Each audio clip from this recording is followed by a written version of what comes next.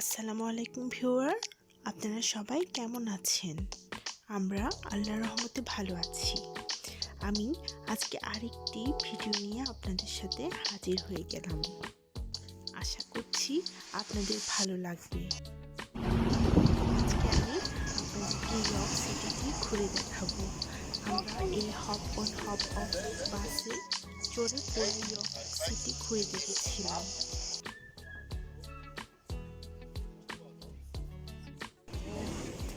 We're going to the hop on hop off bus.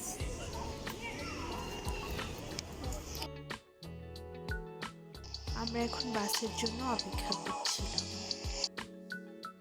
আজকে হঠাৎ করেই আমরা প্ল্যান করেছি এই বাসটিতে করে পুরো ইয়র্ক ঘুরে দেখব, কারণ অনেকদিন থেকে এই বাসে উঠে সবখানে ঘোরার ইচ্ছা ছিল, কিন্তু সুযোগ হচ্ছিল।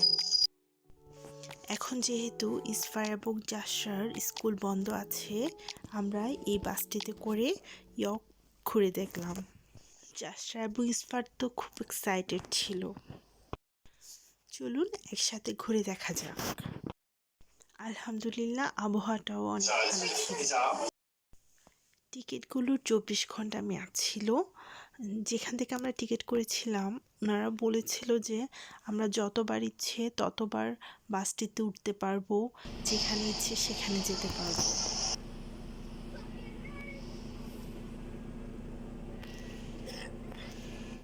In 1862, Henry Isaac Rowntree acquired the cocoa side of his cousin's business. Henry was not a brilliant businessman and was near bankruptcy when, in 1860, the cats were probably put there in Victorian times as good luck charms to scare rats away.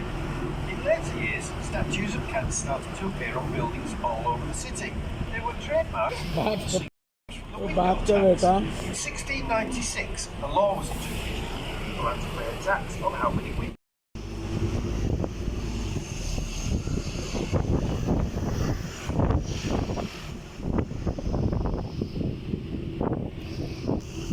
Building on our left was part of the University of York St John.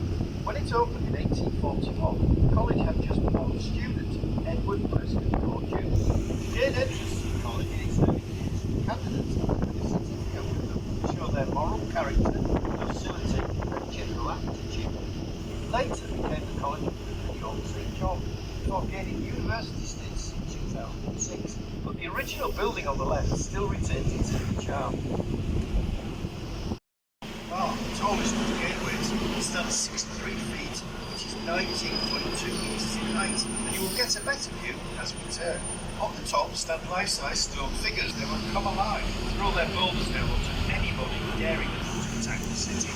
But bar houses the only working portcullis on any of the city's gateways. A portcullis is a big iron gate that can be dropped down when the city is under attack. The gate was last dropped down in 1953 for the Queen's coronation celebrations, but has remained up ever since. On the right is a pub which toasts York's great racing heritage. It is named after a racehorse, Giraffe, who won 17 out of the 18 starts, finally being beaten by a horse called Roberto in 1972.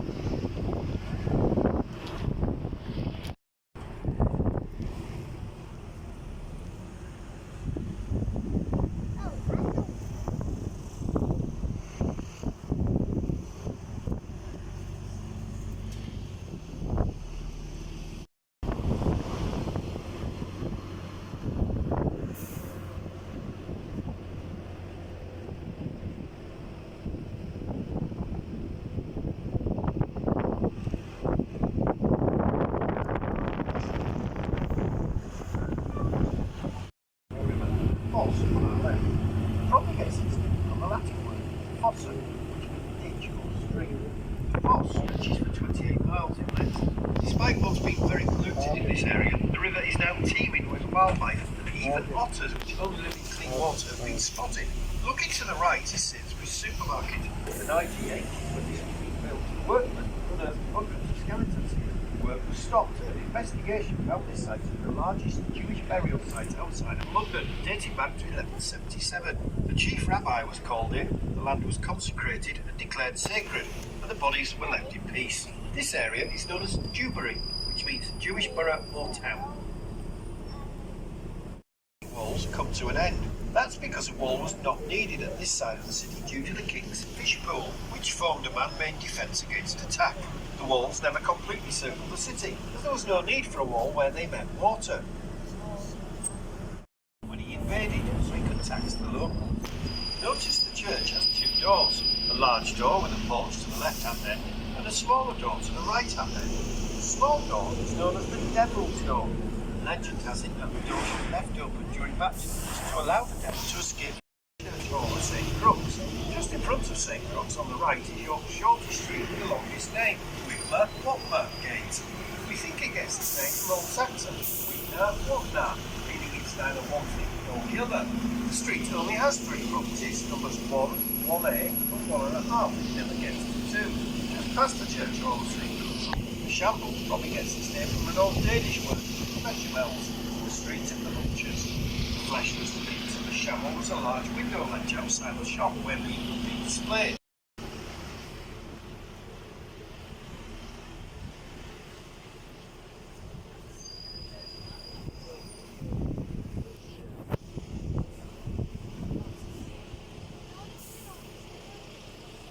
The lantern tower would have had a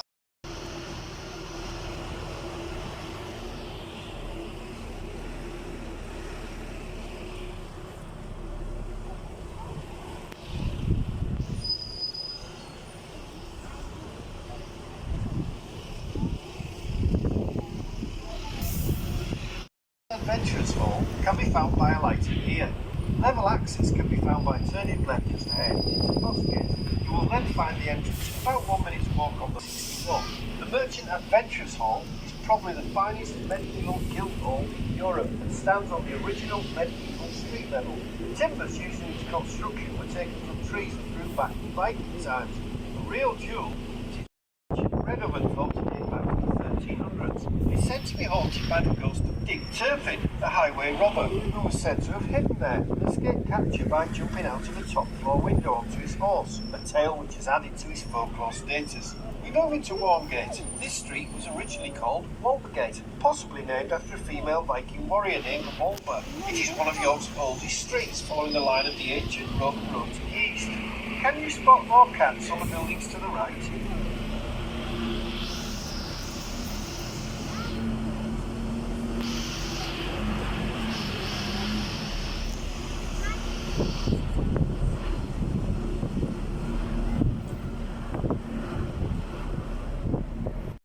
By subsidence when drainage ditches were dug nearby. All these events have left the church much altered. It's shorter than it used to be without a spire, and with its entrance now in the place where a window once was. St. Denis is named after the patron saint of France, St. Denis, one of the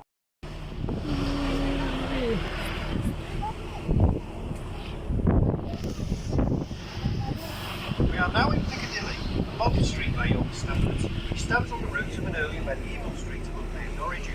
Renamed after its London counterpart, Piccadilly was built to be a bustling shopping street, but has never scaled to the height of its London namesake. In recent years, a lot of this area fell into disrepair, but these days it is getting an upgrade. The River Foss, the smaller of York's two rivers, runs behind the buildings on our left. It is because we have two rivers in York, the Foss and the Ouse, that the city exists where it does today. The two rivers meet some distance away from us to form a narrow section of land which was easily defendable. This is one of the main reasons the Romans set up camp here in AD 71. This area was ideal to control the warring tribes and trade with them. The Romans called this place Iberacum, possibly meaning place of the yew tree, and that was the start of this great city. 1881 to provide an alternative route from Essex to Skelgate Bridge. The new route was needed to accommodate the new York Rail service. On the right, the York Dungeon is housed in the Grand Old Victorian Institute of Learning. It tells the grisly side of York's history, recalling tales of torture and misery.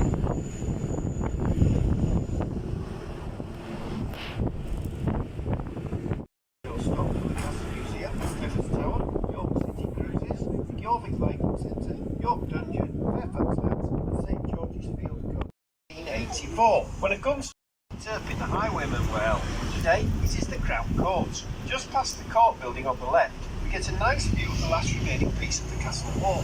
This includes the site where a drawbridge would have stood at the foot of the walls leading over the River Foss, which would have been much wider than it is today.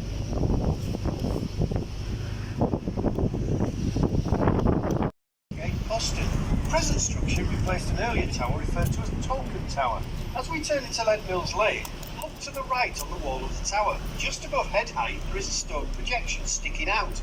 This projection is part of a garderobe, which is a medieval toilet chute. The waste would come out of the chute and drop into the King's Fishbowl down below.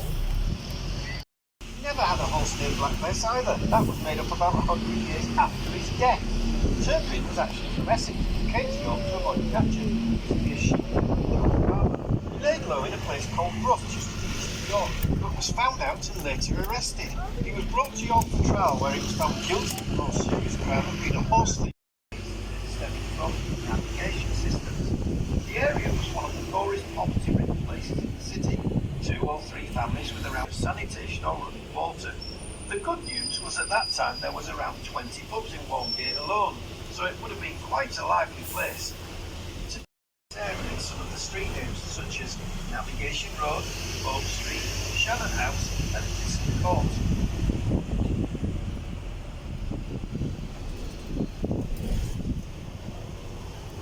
Ahead of us is Walgate Bar, the most complete gateway on the city wall in the United Kingdom. This is because it still retains the side of the gateway. We will see the Barbican when we turn right. You won't see another original Barbican attached to a city wall unless you go to Krakow in Poland. All the others now go.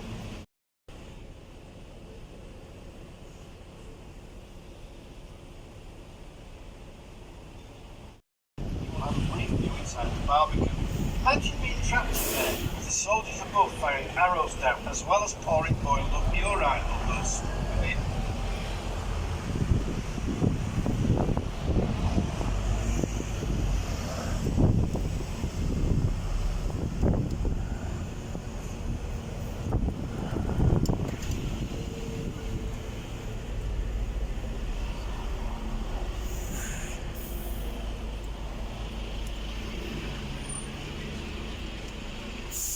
There wasn't the need for a high wall around this area due to the protection afforded by the King's Fishbowl. The defensive mound at the bottom of the walls were actually cut back to allow cattle pens to be situated for the cattle market that moved to this area in 1828. Cattle and sheep were brought in from all over the country to be traded and were kept in pens up against the walls awaiting sale. The cattle market buildings would have stood where the Barbican Leisure Centre stands today, which is named after the Barbican at nearby Walgate Bar. It is York's main music and entertainment venue. It is where the UK Snooker Championship has been held many times.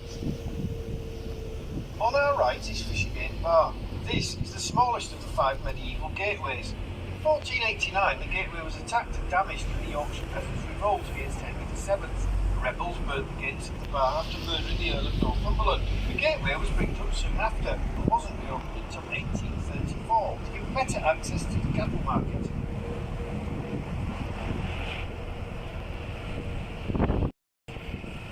Fishergate is the road to Fulford, a village just south of York.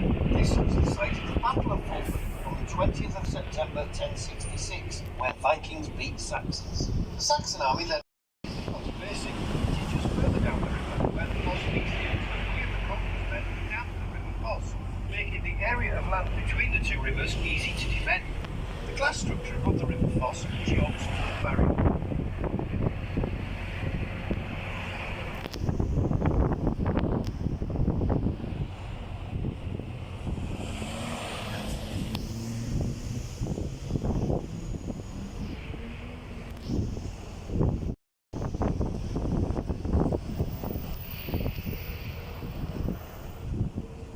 Move up to Skeldergate Bridge, cross the River Ouse. Skeldergate means the street of the shield maker.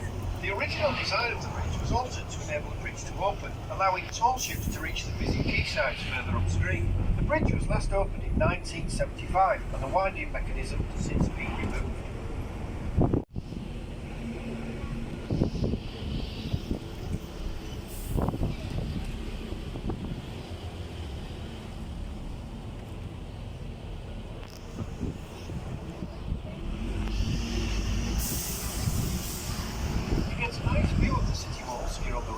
The walls of York are built in 3 sections, which total about 2 3/4 miles or 3.4 kilometres in length. They are the most complete set of city walls in England. Visitors to York tend to think that the walls are Roman, but in fact our present walls are medieval. Begun in the 1220s, they took about 100 years to complete. They stand upon earthwork embankments created created by the Vikings. This makes them unique.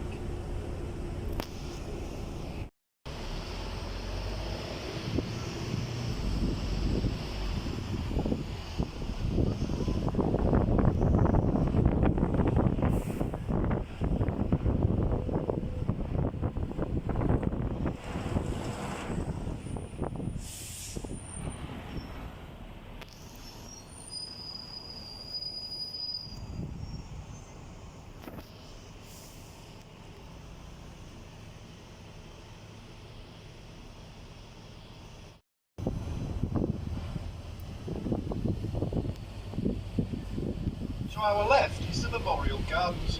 These are gardens dedicated to those who lost their lives in the First and Second World Wars. This is our nearest stop to the National Railway Museum. If you take a trip round the National Railway Museum, you'll find something in there for everyone, not just the rail enthusiast. Do allow plenty of time for your visit there, as the museum is huge. And remember, it is every Yorkshireman's favourite price, free. The National Railway Museum is about a 5-minute general stroll from here. Please ask your driver for directions. The National Railway Museum shows off the engineering brilliance and innovations the railway has brought over the years and has a display second to none of the past and present of the railways. Take a trip round the Great Hall to marvel at iconic locomotives. These include a replica of Stephenson's Rocket and Mallard, the world's fastest steam locomotive, which was recorded at 120 them if they are out with their young, as they can get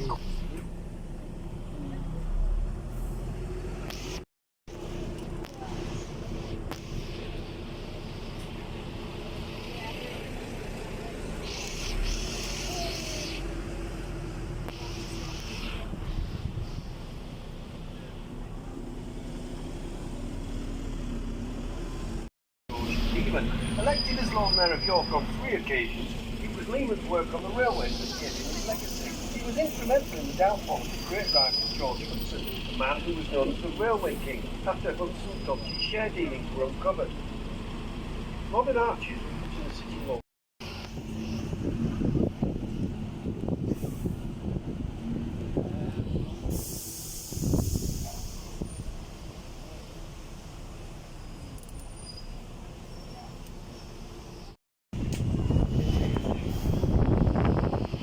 Right at this foot of the river is a stone building called the Guildhall. First built 500 years ago, this building is almost a totally modern reconstruction. This is because the first Guildhall was bombed and nearly destroyed during the Baedeker air raids in the Second World War. On the left is Leonard Tower, which is stood next to the river since about 13. Part of the city's defences allowed the tower on the opposite bank to stop boats from attacking the city. Over the bridge on the right is the former Victorian Gentleman's Club, where gentlemen of the day could go and have a glass of whiskey meal, smoke a cigar, and get away from the ladies to talk politics. Today, however, it is the Pizza Express, where you go for margarita pizza and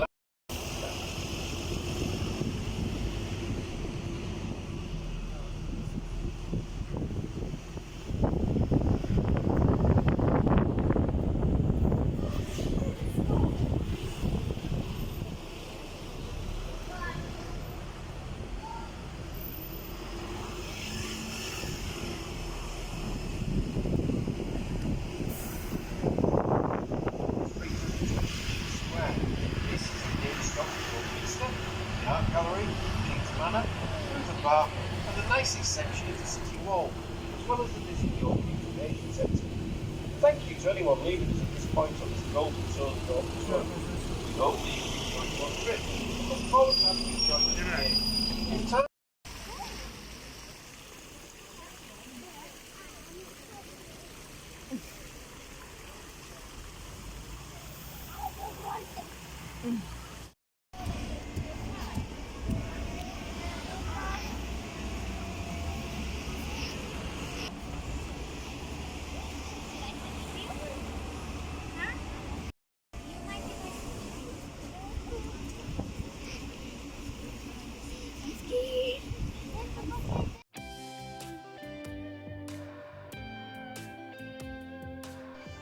এতক্ষণ ধৈর্য ধরে দেখার জন্য আপনাদেরকে অসংখ্য ধন্যবাদ।